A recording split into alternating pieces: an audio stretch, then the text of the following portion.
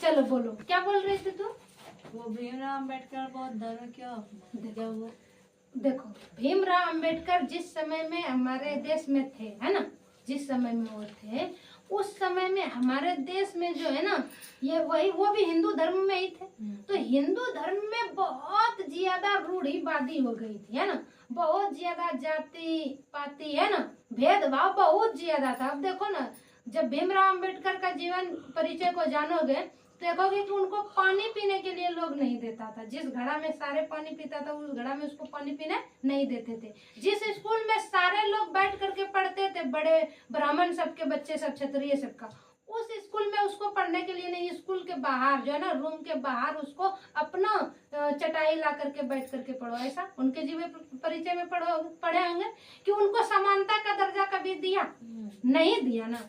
इसीलिए भीमराव अंबेडकर ने इस धर्म का त्याग कर दिया। बोला हम ऐसे धर्म में नहीं रहेंगे, भले ही हम हिंदू धर्म में जन्मे हैं लेकिन हम हिंदू बन करके नहीं मरेंगे। उन्होंने उन्होंने अपना कदम उठाया धर्म परिवर्तन का, है ना, तो इस परिवर्तन से उन्होंने समाज में, अपने समाज को, है ना, एक संदेश दिया कि तुम ऐसे नियम को मत मानो जहाँ पर कि समानता ना हो। होता था ना, जैसे कि चमार है ना, चमार को उतना ज्यादा नहीं, छोटे जात को जो है उसको उतना ज्यादा, हिंदू धर्म में तो आज भी यही है ना, आज भी उतना ज्यादा लोग कहने का कहता है कि अब ना हिंदू धर्म में भी वैसा नहीं है। अब तो पूरे भारत में संविधान लागू हो गया तो समानता दे दिया। आज भी तुम देखोगे कि मुस्लिम हिंदू लोग जो है ना, मुस्लिम के घर का या मुस्लिम लोगों के साथ नहीं, और मुस्लिम के घर का खाना नहीं खाएगा, चाय नहीं पिए। आज भी हम देखते हैं, तुम लोग तो नहीं घूमते हो, हम गाँव घूमते हैं ना, हमको पता है हिंदू के घर में, हिंदू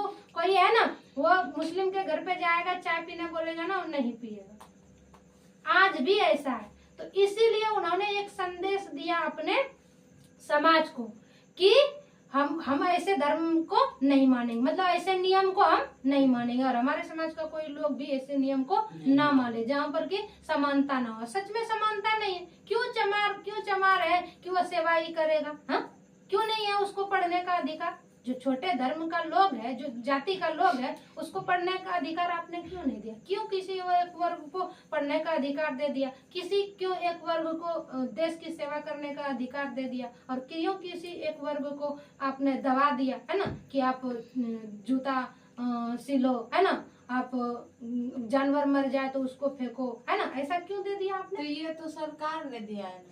नहीं, ये हिंदू धर्म का ही पैदाइश है। ये सरकार तो इसको हटाया जब से संविधान लागू हुआ ना। संविधान किसने लिखा?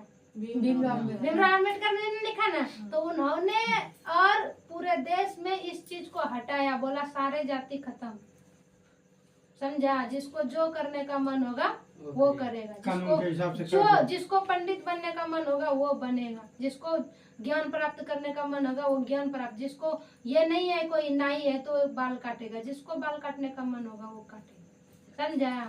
यही तो हिंदू धर्म का था, जाति पाति, समानता नहीं थी, है ना। किसी एक वर्ग को, किसी बड़े वर्ग जैसे कि ब्राह्मण वर्ग का लोग हुआ, है ना, वो लोग छोटे वर्ग के लोगों को अछूत मानता है कि वो छू भी देगा ना तो फिर वो नहाने जाता है ना, वो नहाएगा कि ये अछूत लोग हमको क्या कर दिया, छू दिया, समझा?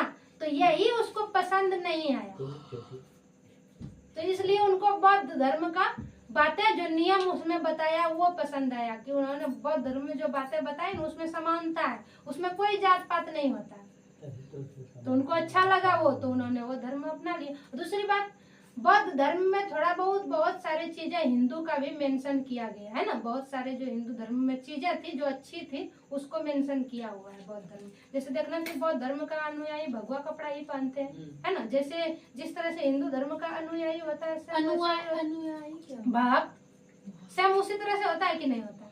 तो बहुत कुछ उसमें है, लेकिन जो रूढ़िवादियां थी, यानी बौद्ध धर्म में जो जाति पाति है ना, वो सारे चीजों को क्या कर दिया, हटा दिया, है ना। ऐसे बौद्ध धर्म किसको भगवान मानते हैं? बौद्ध धर्म के लोग बुद्ध को, भगवान बुद्ध को ही भगवान मानते हैं। वैसे तो वो लोग किसी को भगवान नहीं मानते, इतना सारा उसके पास भगवान नहीं है कि ये विष्णु भगवान, ये राम है, ये कृष्ण है, ये महादेव है, वो लोग उतना नहीं मानते, वो लोग गोल झोल में नहीं पढ़ते हैं।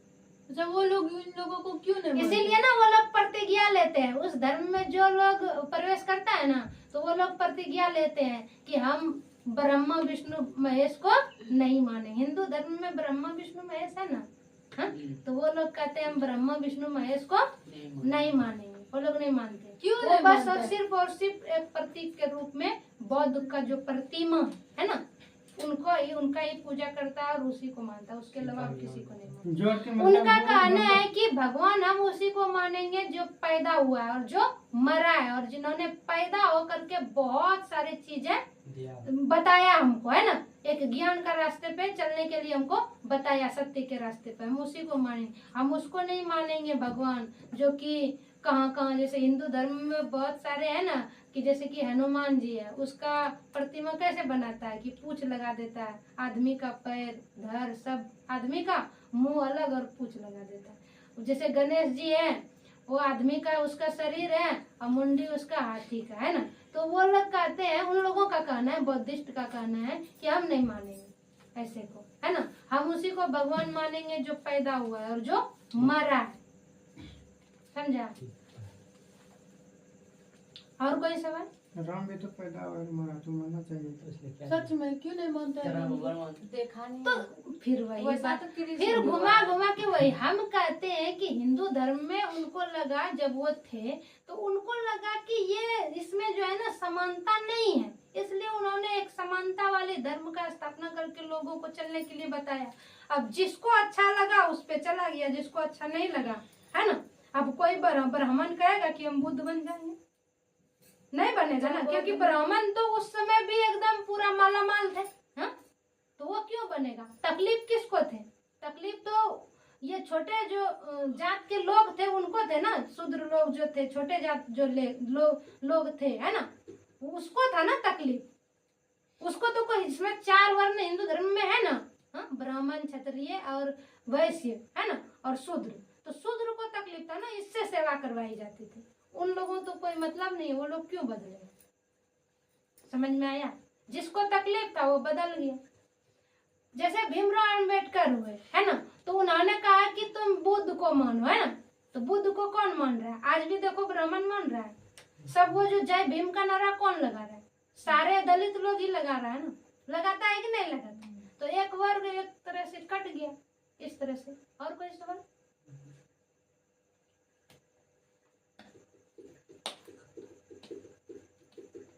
तब बौद्ध लोग जो धर्म है वो चलने के लिए बौद्ध का ही जीवन परिचय पढ़ता है। हाँ, उनका जीवन परिचय नहीं, जिस तरह से ये गीता है ना हिंदू धर्म में, है ना, रामायण है, महाभारत है, वेद है, उसी तरह से उसके भी बौद्ध धर्म में भी जितनी बातें उन्होंने बताई है ना, जितने भी, तो वो सारे बातें जो बौद्ध ने बताई थी, तो वो सारे बातें उसका एक संकलित किया गया है ना, तो उसमें है ना, तो उन सारे बातों पे फॉलो करता, उन्होंने जो जीवन जीने का नियम बताया है उसी पे वो लोग चलते हैं। उसमें भी ध्यान करने का, है ना, योग करने का, सत्य के रास्ते पे मन इंद्रिय को वश में करने का, ये सारे उसमें भी बताया। क्योंकि मन इंद्रिय को वश में करने के लिए अगर नहीं बताएगा, कोई नहीं करेगा, तो वो इस्लाम तो धर्म में होता है ना, ये सब में इंद्रिय के कंट्रोल। सब में है। हम एक एक करके लेंगे, पहले सबका पढ़ लो, उसके बाद यानी सबका सीख लो, उसके बाद हम लोग एक दिन सिर्फ प्रश्न उत्तर ही रखेंगे, पूछना है और फिर हम उसका जवाब देंगे। पहले हम लोग चारों का पढ़ लेते हैं, ज्ञान ले लेते हैं, ये ठीक रहेगा, है कि नहीं? क्योंकि बिना जाने अभी तो पता नहीं है पूरी तरह से। जैसे अभी जैन के बारे में पूरी तरह से उसका जान गए, थोड़ा बहुत भी, उसमें भी वही बात है, बुद्ध में भी वही बात है। अब दूसरी भी पढ़ेंगे, है कि नहीं? तब फिर हम लोग देखेंगे कि किसका सही है और किसका गलत है कि नहीं? और यही इसका लास्ट आंसर यही मिलेगा कि सब सही है। जैसे जैन ने क्या दिया ना, मैं भी सही और तुम भी सही, तो सब सही है।